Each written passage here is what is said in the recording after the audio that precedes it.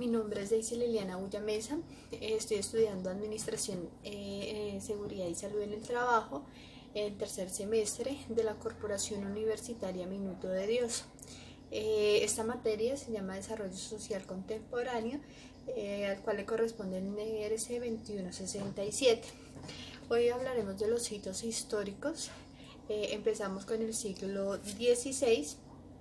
En este siglo XVI, uno de sus acontecimientos es donde la metrópolis y colonias han provocado segregaciones de países civilizados y bárbaros. También a este siglo se le conoce como la época del descubrimiento. En esta época de descubrimiento el ser humano pues se adentra a mares desconocidos, confiando pues en sus técnicas y conocimientos científicos.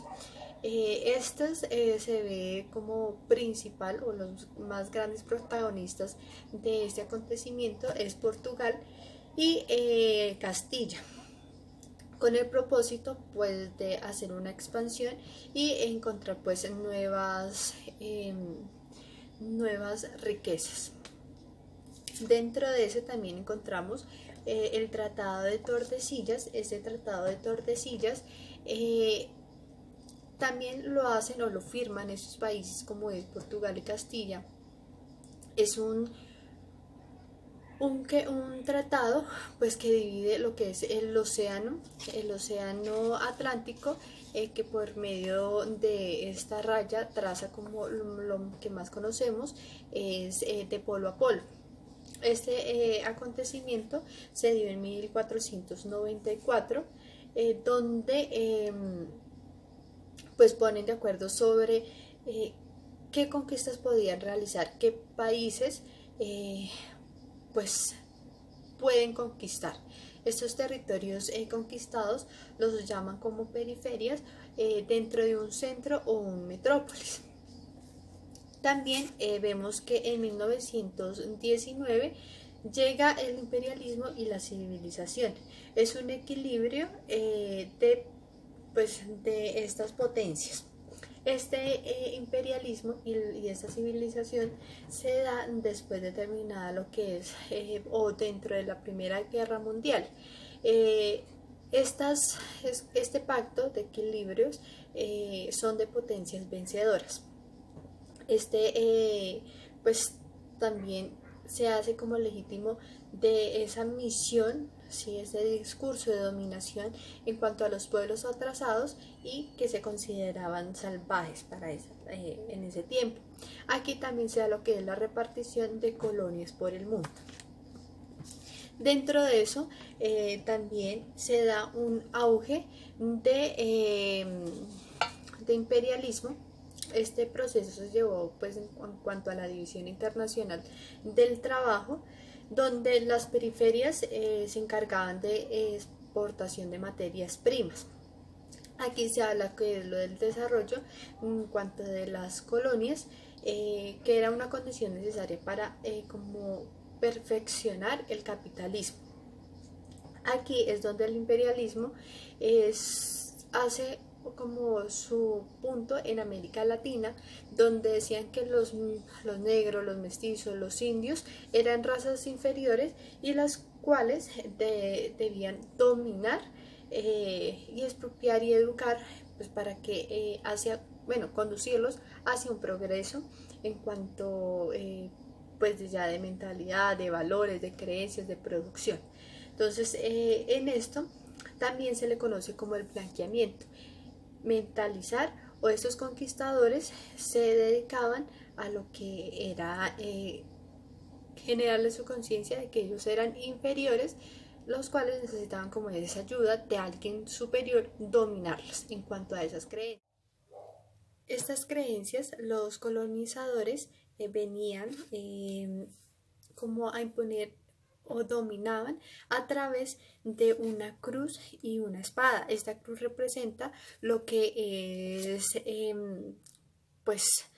la religión, y que esta también por medio de la espada era como mostrar su fuerza y su dominio. Esta también se le conoce como una hegemonía mundial, donde pues sometían a los pueblos indígenas a estas creencias, a estos valores, a estos procesos productivos, ¿sí? Donde los hacían pues inferiores y como países atrasados. También un acontecimiento es el Tratado de Versalles. Ese acontecimiento fue en 1919. Este Tratado de Versalles era el más odiado pues de la historia, ya que terminó oficialmente pues con el estado de guerra entre Alemania y los aliados. Este Tratado de Versalles se llevó a cabo en París, como a las afueras de París, donde consistía que Alemania era responsable de esa guerra, ¿sí? Lo cual, por medio de este tratado, era imponerle con unas concesiones territoriales, así como también unas indemnizaciones monetarias, porque pues este tratado de Versalles era como una paz impuesta que se les había generado, ¿sí? Ya que pues era como mirar qué otras colonias se podían conquistar. También que es Estados Unidos y la Unión Soviética eran considerados o fueron considerados como unas superpotencias. Esto es de cabo lo que era en 1949. Se da con el discurso del presidente Truman, ¿sí? Esta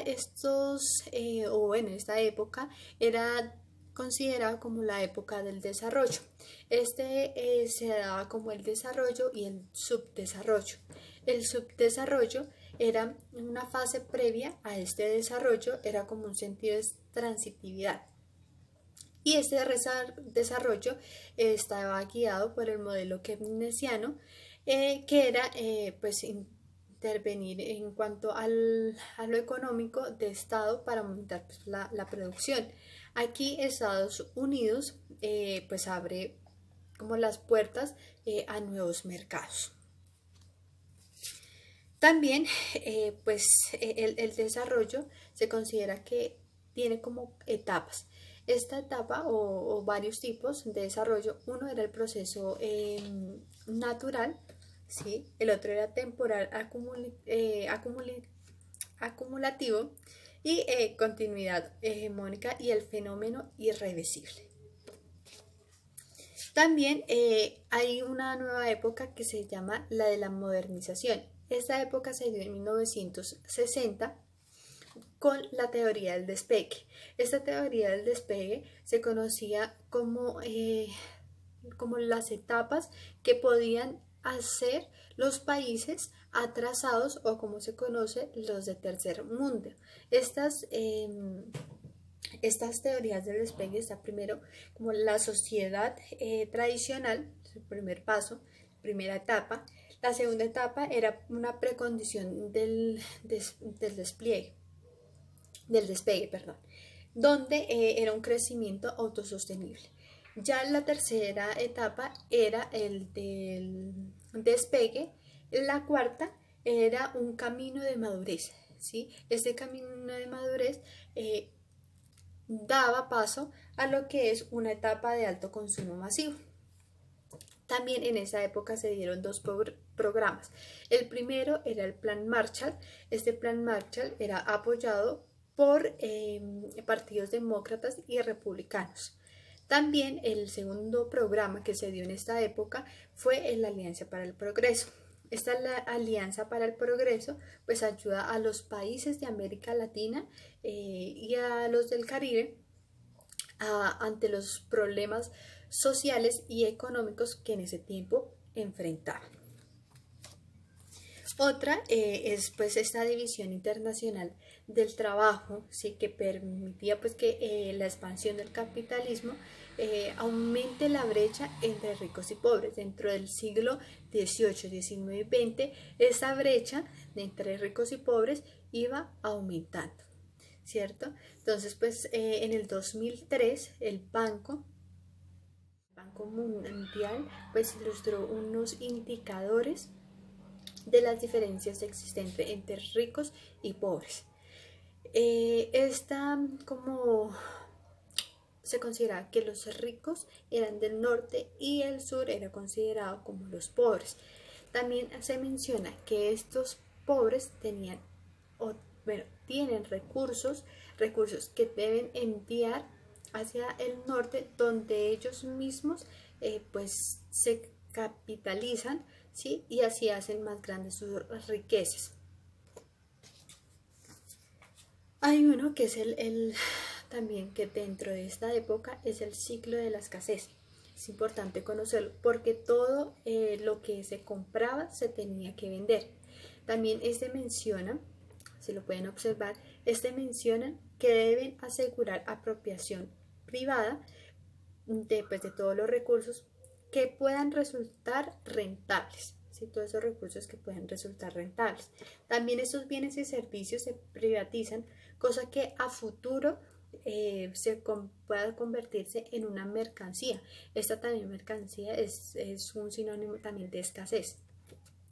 Y también quienes más capital tenían mayor capacidad pues para poder apropiarse de estos recursos y así consolidar estos monopolios que aplican dentro de este círculo de la escasez. Por último, ya se debe tener en cuenta que todo esto de divisiones, de guerras, de enfrentamientos, de diferencias sociales como entre ricos y pobres, se daba a una desigualdad social. Se presentó esto como una desigualdad social y también lo nombraba el Papa Juan Pablo II, ¿sí? Donde primaba pues el egoísmo y la ostentación. ¿Sí? De ese egoísmo y esa ostentación se daba en esas, digamos, como en esas miserias, en esos países pobres, ¿sí? Lo que ocasionaba, ¿sí? También es una violación a los derechos humanos, ¿sí? Donde se violaba, o sea, la dignidad del ser humano. Esto a falta de una solidaridad, ¿sí? Que digamos, como este desarrollo se quiere dar es para tener paz, tener un respeto hacia la vida y también un respeto hacia el medio ambiente, ¿cierto? Porque todas estas desigualdades, todo este egoísmo, lo que ocasionó fue una insatisfacción de no poder progresar, de tener enfrentamientos, de pasar por encima del otro. ¿Sí? Entonces, ¿a qué nos invita, digamos, como estos acontecimientos? A poder mirar nuestra historia, como lo mencionaba Carlos Marx, a mirar nuestra historia, ¿sí? Pues para no volverla como a cometer, ¿sí? Tener presente en qué hemos caído, en qué hemos sobrepasado, qué nos han hecho, pues no unos seres humanos como agradables y dignos de admirar, sino también es como mirar en qué podemos ayudar para que nuestro desarrollo sea considerado pues bueno y que no se vea solamente el bien propio, sino que resalte dentro de ellos digamos, el bien común, ¿sí? Es no tener como este fin el destrozar al otro, sino poderlos con nuestros conocimientos, con los avances tecnológicos, poder ayudarle al otro, ¿sí? Sin tener como estas referencias entre soy rica, soy pobre, no, sino es una igualdad de condiciones.